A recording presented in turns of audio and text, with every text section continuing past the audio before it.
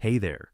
Before we get started today, grab a cup of coffee because what I'm about to walk you through could save you a real chunk of money every single month. And most folks have no idea this protection even exists. Here's the surprising part.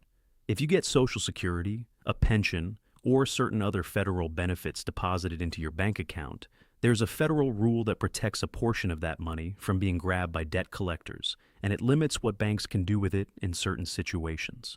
A lot of people get letters, see fees pop up, or get told, we have to take this, and they just pay it, because nobody explained the rule to them. So, today we're going to slow down and walk through it together. Plainly, no jargon, just dollars and cents. Let me give you a little background on why this rule exists in the first place. Years ago, it became really common for debt collectors to go after bank accounts directly. They'd get a court judgment against someone, maybe for an old credit card bill, a medical bill, something like that. And then they'd freeze the person's bank account. The problem was, a lot of the money sitting in those accounts wasn't just money. It was somebody's Social Security check.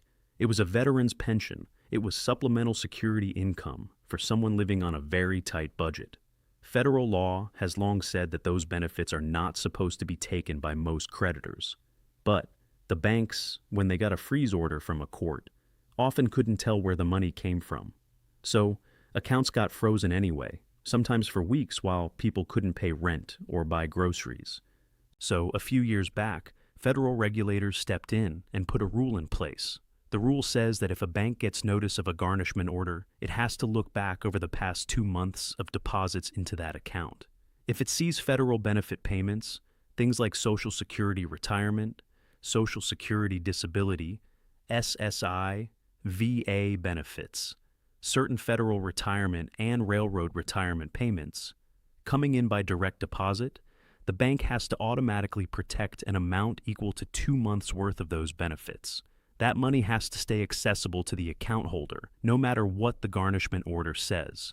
The bank can still freeze any amount above that protected total, but the protected portion is supposed to be left alone. Now, who exactly does this affect? This is for anyone receiving federal benefits by direct deposit. There's no income cutoff, no age cutoff beyond whatever applies to the benefit itself. So, if you're 62 and drawing early Social Security retirement, this applies to you. If you're 70 and drawing a higher benefit, it applies to you. If you're a widow or widower receiving survivor benefits, it applies to you. If you're disabled and on SSI or SSDI, it applies to you. If you're a veteran with VA compensation or pension, it applies to you. The key thing isn't your age or your income level. It's whether the money landing in your account every month is one of those protected federal benefit types, and whether it's coming in by direct deposit rather than, say, a paper check you cash somewhere else. Here's what most people get wrong, and I want to be really clear about this one, because it trips up a lot of folks. People often think, well, I don't have any debt collectors after me, so this doesn't apply to me. But the issue isn't whether you currently have a problem. It's about understanding your rights, so that if a letter ever shows up saying your account is frozen, or a fee has been deducted because of a garnishment, you know immediately whether that's even allowed. The other big mistake is people assume that once an account is frozen, that's just final, there's nothing to be done, and they either pay money they don't legally owe from that protected portion, or they let bills bounce and rack up overdraft fees on money that should have been off limits in the first place. There's also a related piece that trips people up, and it has to do with overdraft and account fees more broadly. Some folks don't realize that if their Social Security or other benefit comes in by direct deposit, and the bank then takes out its own fees, like monthly maintenance fees or overdraft fees, directly from that deposit before the person can access it, there are limits and protections around how that's supposed to work too, especially around the garnishment situation we just talked about. The protected amount is supposed to be available to you, full stop, for your own use, not to satisfy a garnishment, and the bank shouldn't be treating that protected portion as fair game for outside collectors. So, let's go through the actual rule with some real numbers, because I think that's where it clicks for people. Let's say you get $1,400 a month from Social Security, and that's your only income, deposited directly into your checking account. Let's say a debt collector, maybe from an old medical bill, gets a court order and sends it to your bank to freeze your account.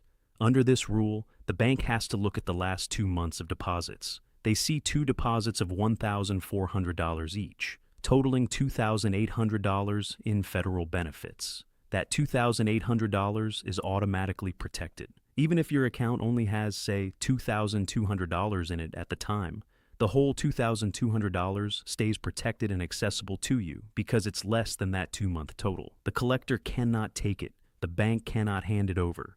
You should still be able to write checks, use your debit card, and pay your bills with that money. Now, let's change the example slightly. Say you have $4,000 in the account because you'd been saving up a little, on top of those same $1,400 monthly Social Security deposits. The protected amount is still $2,800. That's 2 months of your benefit. The remaining $1,200 above that could potentially be subject to the garnishment, depending on state law and the specifics of the order. But that $2,800 floor stays yours automatically without you having to file paperwork or go to court to prove where the money came from. The bank is required to do that math on its own. One more thing worth knowing, this protection applies specifically to federal benefits paid by direct deposit. If you're still getting paper checks and depositing them yourself, the automatic protection doesn't kick in the same way because the bank can't trace it as easily. This is actually one of the best reasons to switch to direct deposit if you haven't already. Not just for convenience, but because it activates this legal safety net for your money. So here's your action step for this week, and it's a simple one. Call your bank, or better yet, walk into a branch if you can, because sometimes you get a more knowledgeable person face to face, and ask them 2 things. First, confirm that your Social Security or other federal benefits are going in by direct deposit, not paper check. If they're not, ask about switching, and you can also do this directly through the Social Security Administration's website or by phone. Second, ask the bank to confirm, in writing if possible, that they have a process in place for the Federal Benefit Garnishment Protection Rule. You don't need to bring up any specific case or problem. You're just establishing ahead of time that your account is set up correctly. If you ever do get a scary letter about a freeze or a garnishment, you'll already know your rights, and you can point to this rule by name if you need to talk to the bank's customer service or, if necessary, a local legal aid office for seniors. Many areas have free legal help specifically for folks on fixed incomes, and this is exactly the kind of issue they handle all the time. I also want to gently say, if you ever do get a letter like this and you're not sure what to do, don't panic and don't just pay something out of fear. Take a breath, write down the date you got the letter, and reach out to either your bank's customer service, your local area agency on aging, or a legal aid hotline before sending any money. A lot of these situations get resolved once someone points to the right rule. That's it for today. I hope this gave you one more tool in your back pocket, something that costs nothing to set up, but could matter a great deal if it ever comes up. If you found this helpful, go ahead and subscribe, because next week we're going to walk through another one of these rules that quietly protect your money, and I think you'll find it just as useful. Take care of yourselves, and I'll see you next time.